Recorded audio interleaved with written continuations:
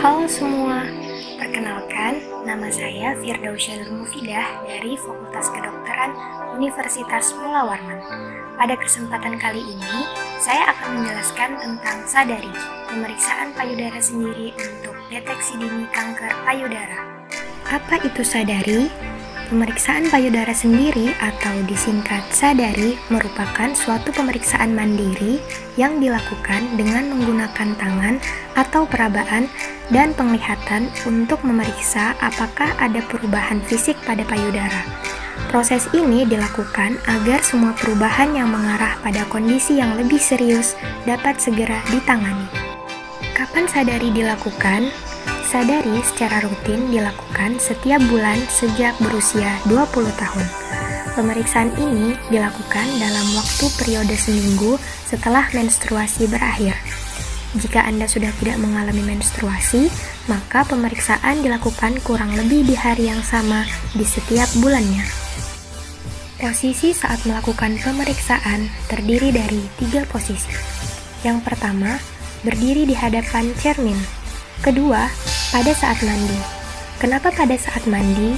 Karena ketika kita mandi, tangan akan lebih mudah digerakkan pada kulit yang basah.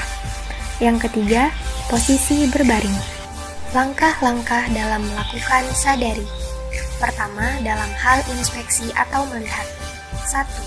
Berdiri di depan cermin dengan kedua lengan berada di samping badan. 2. Berdiri dengan kedua telapak tangan berada di pinggang.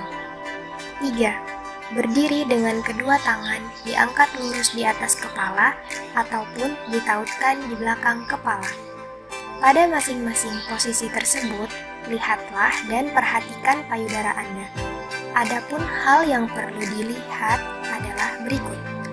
Perhatikan apakah bentuk dan ukuran payudara Anda sama seperti biasanya atau terdapat perbedaan. Perhatikan permukaan kulit payudara Anda. Lihat warna kulitnya, lalu perhatikan pada daerah puting susu. Lihat apakah puting susu mengalami perubahan bentuk, apakah ada mengeluarkan cairan. Lalu selanjutnya, perhatikan apakah terdapat benjolan atau tidak. Langkah selanjutnya yaitu langkah keempat dan kelima, masuk ke metode palpasi atau meraba. Keempat, angkat tangan kiri ke belakang kepala, lalu gunakan tangan kanan untuk memeriksa payudara kiri. Lakukan sebaliknya pada payudara kanan. 5. Pada saat meraba, gunakan 3 jari, yaitu jari telunjuk, jari tengah, dan jari manis. Saat pemeriksaan, rapatkan ketiga jari tersebut. Bagaimana cara meraba payudara dengan baik dan benar? Pertama, raba menggunakan 3 jari tadi secara melingkar dari tepi payudara menyusuri hingga ke puting. Kedua, raba dengan cara zigzag. Dimulai dari pojok atas payudara, raba ke bagian bawah, lalu raba lagi ke atas dan seterusnya. Ketiga, raba secara satu arah dari tepi luar payudara menuju puting. Ulangi hingga seluruh bagian payudara teraba. Langkah selanjutnya yaitu langkah ke-6. Pada langkah ini, posisi tubuh dalam keadaan berbaring.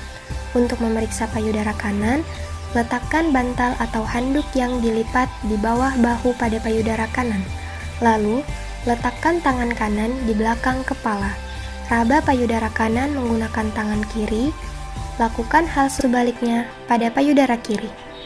Perlu diketahui bahwa teknik perabaan yang dilakukan saat berdiri maupun berbaring adalah sama, yaitu dengan gerakan melingkar, zigzag, dan menyusuri satu arah. Setelah meraba payudara, jangan lupa meraba bagian ketiak, juga bagian bawah ketiak di samping payudara, dan bagian atas payudara hingga tulang selangka.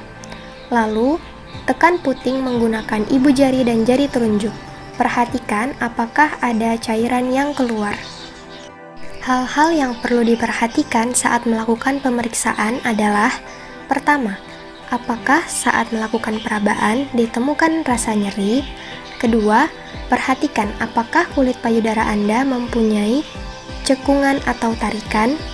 Ketiga, adakah perubahan tekstur kulit payudara menjadi kasar dan menebal seperti gambaran kulit jeruk? Keempat, Pada saat menekan puting, apakah terdapat cairan tidak normal yang keluar, semisal nanah atau darah? Lalu yang terakhir, dalam perabaan apakah terdapat benjolan? Kelima hal tersebut merupakan tanda dan gejala dari kanker payudara. Jika dalam pemeriksaan didapatkan 5 hal tersebut, maka sebaiknya periksakan diri Anda ke layanan kesehatan atau dokter. Tujuannya adalah untuk menegakkan diagnosis pasti apakah temuan tersebut masih dalam batas normal atau ke arah kelainan tertentu. Jika temuan Anda mengarah ke suatu keganasan atau kanker, maka tindak lanjut yang lebih cepat juga akan memberikan respon yang lebih baik, sehingga harapan hidup juga akan membaik. Terima kasih sudah menonton video ini. Jangan lupa like dan share jika dirasa bermanfaat ya.